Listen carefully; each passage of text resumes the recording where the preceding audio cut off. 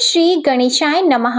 आज कार्तिक मास के कृष्ण पक्ष की संकष्टी चतुर्थी है और आज के दिन ही करवा चौथ का व्रत भी रखा जाएगा। तो आज की इस वीडियो में आप सुनिए चौथ माता की कथा और भगवान विघ्नहर्ता गणेश की कथा। माना जाता है कि चौथ माता का व्रत और कथा के साथ भगवान गणेश की कथा सुनने से व्रत का पूर्ण फल प्राप्त होता है। पौराणिक कथा के अनुसार एक गांव में एक सेठ सेठानी थे।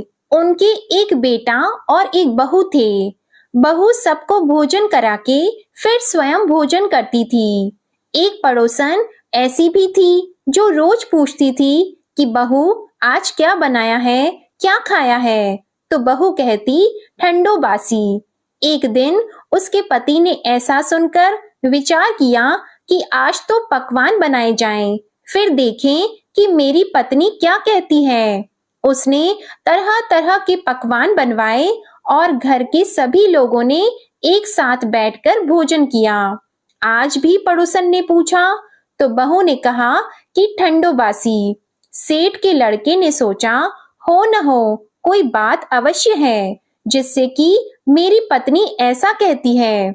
उसने पत्नी से पूछा तुम रोज ठंडो बासी खाया ऐसा क्यों कहती हो, जबकि हम सबने एक साथ बैठकर कई तरह के पकवान खाए। उसकी पत्नी बोली हम जो खा रहे हैं वह बाप बूढ़ों की कमाई है।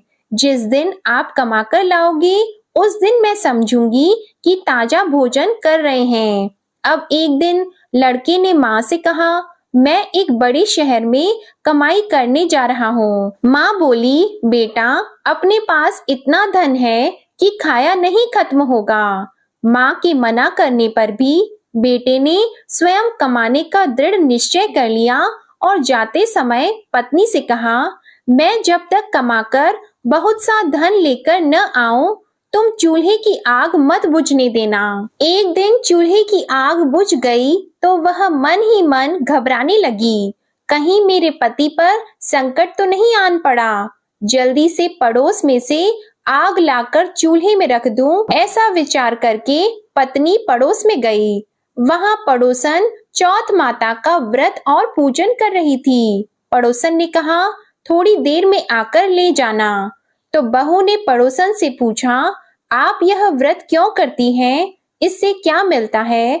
पड़ोसन ने कहा चौथ माता के इस व्रत को करने से अन्न और लक्ष्मी मिलती है और अपनी मनोकामनाएं पूर्ण होती हैं। अब बहू भी चौथ माता का व्रत करने लगी। दीवार पर उसने चौथ माता का चित्र बनाया। उस दिन घी और गुड़ का चूरमा बनाकर रात्रि को चंद्रमा को अर्घ देकर उसने भोजन किया। ऐसा करते करते बहुत दिन हो गए। चौथ माता ने उस बहू के पति को सपना दिया कि साहूकार का बेटा तू जागे कि सोवे, तेरी पत्नी तुझे बहुत याद कर रही है, घर जाकर उसकी चिंता मिटा दे। तू दुकान खोलकर कंकु केशर का पगलिया बना के बैठ जाना, आज तेरा हिसाब किताब चुकता हो जाएगा। अब तो चौथ माता ने जैसा कहा था वैसा ही हुआ। उसने घर जाने की तैयारी की और गाड़ी भर के धन दौलत लेकर चल दिया। रास्ते में एक बड़ा सा काला नाग फन फैलाए बैठा था और कहने लगा आज तो मैं तुझे डसूंगा, छोड़ूंगा नहीं, आज तेरी आयु पूरी हो गई है। सेठ के लड़के ने कहा आज चौथ माता ने मुझे सपना दिया तो मैं पत्नी से मिलने घर जा रहा हूँ। वहाँ मेरी पत्नी बहुत चिंता कर रही है, मैं उससे मिलकर जरूर आऊंगा, तब तुम मुझे डस लेना। नाग ने कहा तुम शपथ पूर्वक कहकर जाओ तो मैं तुम्हें जाने दूंगा, परंतु लौट कर नहीं आए तो तुम्हारे घर आकर मैं तुम्हें डस लूंगा। इस प्रकार सांप को वचन देकर वह घर पहुंचा। वहां सभी से हंसी खुशी से मिला और भोजन करने उदास होकर बैठ गया। उसकी पत्नी ने उदास होने का कारण पूछा तो पति ने काले नाग वाली बात बताते हुए कहा कि यदि मैं उसके पास नहीं जाऊंगा तो वह घर आकर ही मुझे डस लेगा। पत्नी बहुत चतुर थी। उसने कहा कि आप घबराओ नहीं, लेट जाओ, मैं एक उपाय करती हूँ। पत्नी ने कमरे की 7 पेड़ी धोई। पहली पेड़ी पर रेत, दूसरी पर इत्र, तीसरी पर गुलाल फूल, चौथी पर कंकु केशर, पांचवी पर लड्डू पेड़ा, छठी पर गादी गलीचा और 7वीं पेड़ी पर दूध का कटोरा भरकर रख दिए। इस प्रकार वह 7 ही पेड़ी सजाकर बैठ गई। आधी रात होते ही नाग आकर पेड़ी चढ़ने लगा।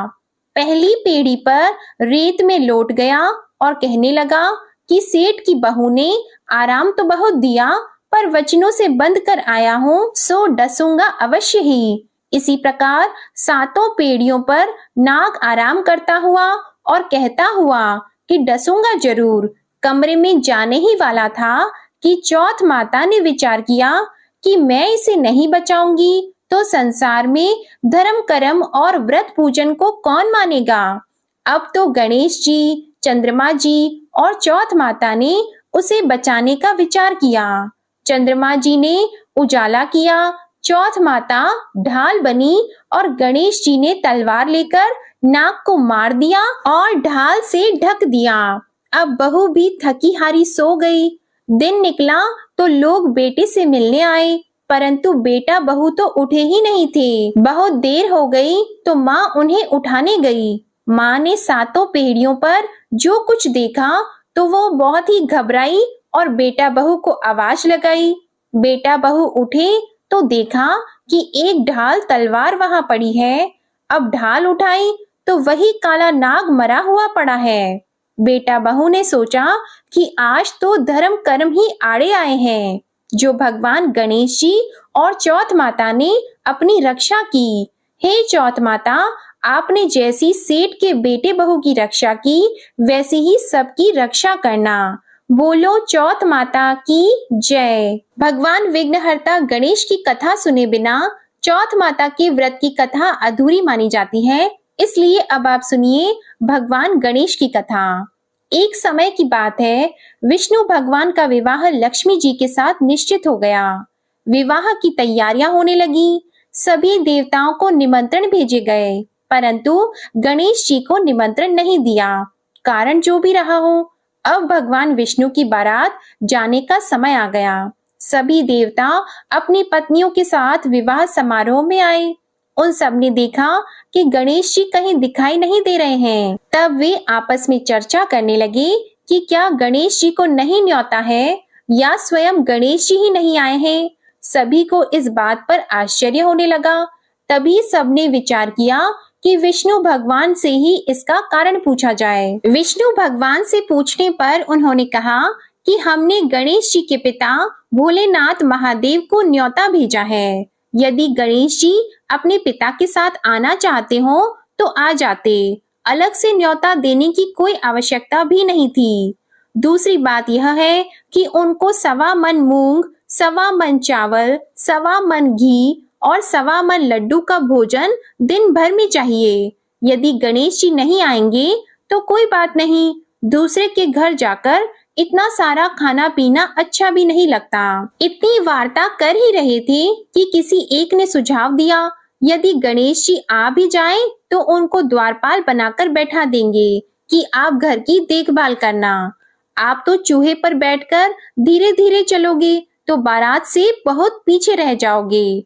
यह सुझाव भी सबको पसंद आ गया तो विष्णु भगवान ने भी अपनी सहमति दे दी। होना क्या था, इतने में गणेश जी वहां पहुंचे और उन्हें समझा बुझाकर घर की रखवाली करने बैठा दिया। बारात चल दी। तब नारद जी ने देखा कि गणेश जी तो दरवाजे पर ही बैठे हुए हैं, तो वे गणेश जी के पास गए और रुकने का कारण पूछा। गणेश जी कहने लगे कि विष्णु भगवान ने मेरा बहुत अपमान किया है। नारद जी ने कहा कि आप अपनी मूषक सेना को आगे भेज दें तो वह रास्ता खोद देगी, जिससे उनके वाहन धरती में धंस जाएंगे। तब आपको सम्मान पूर्वक बुलाना ही पड़ेगा। अब तो गणेश जी ने अपनी मूषक सेना जल्दी से आगे भेज दी और सेना ने जमीन पोली कर दी। जब बारात वहां से निकली तो रथों के पहिए धरती में धंस गए। लाख कोशिश करें परंतु पहिए नहीं निकले। सभी ने अपने अपने उपाय किए परंतु पहिए तो नहीं निकले, बल्कि जगह जगह से टूट गए। किसी की समझ में नहीं आ रहा था कि अब क्या किया जाए। अब तो नारद जी ने कहा, आप लोगों ने गणेश जी का अपमान करके अच्छा नहीं किया। यदि उन्हें मनाकर लाया जाए तो आपका कार्य सिद्ध हो सकता है और यह संकट टल सकता है। शंकर भगवान ने अपने दूत नंदी को भेजा और वे गणेश जी को लेकर आए। गणेश जी का आदर सम्मान के साथ पूजन किया। तब कहीं रथ के पहिए निकले। अब रथ के पहिए निकल तो गए, परंतु वे टूट फूट गए तो उन्हें सुधारे कौन। पास के खेत में खाती काम कर रहा था, उसे बुलाया गया। खाती अपना कार्य करने के पहले श्री गणेशाय नमः कहकर गणेश जी की वंदना मन ही मन करने लगा। देखते ही देखते खाती ने सभी पहियों को ठीक कर दिया। तब खाती कहने लगा कि हे देवताओं, आपने सर्वप्रथम गणेश जी को नहीं मनाया होगा और न ही उनका पूजन किया होगा, इसलिए तो आपके साथ यह संकट आया है। हम तो मूर्ख अज्ञानी हैं, फिर भी पहले गणेश जी को पूजते हैं, उनका ध्यान करते हैं। आप लोग तो देवतागण हैं, फिर भी आप गणेश जी को कैसे भूल गए। अब आप लोग भगवान श्री गणेश जी की जय बोलकर जाएं तो आपके सब काम बन जाएंगे और कोई संकट भी नहीं आएगा। अब सभी को अपनी अपनी गलती का पश्चाताप हुआ और सबने भगवान गणेश की जय जयकार करते हुए और बारात वहां से चल दी और विष्णु भगवान का लक्ष्मी जी के साथ विवाह संपन्न करा के सभी सकुशल घर लौट आए। हे गणेश जी महाराज, आपने जैसे विष्णु भगवान के कार्य को सिद्ध किया, वैसे सभी के कार्य को सिद्ध करना। बोलो भगवान गणेश की जय। तो ये थी आज की चौथ माता की कथा और विघ्नहर्ता भगवान गणेश की कथा। आज की कथा अच्छी लगे तो वीडियो को लाइक करना मत भूलिएगा और कमेंट में चौथ माता की जय और भगवान गणेश की जय भी लिखिएगा और हमारे चैनल को भी सब्सक्राइब करिएगा। धन्यवाद।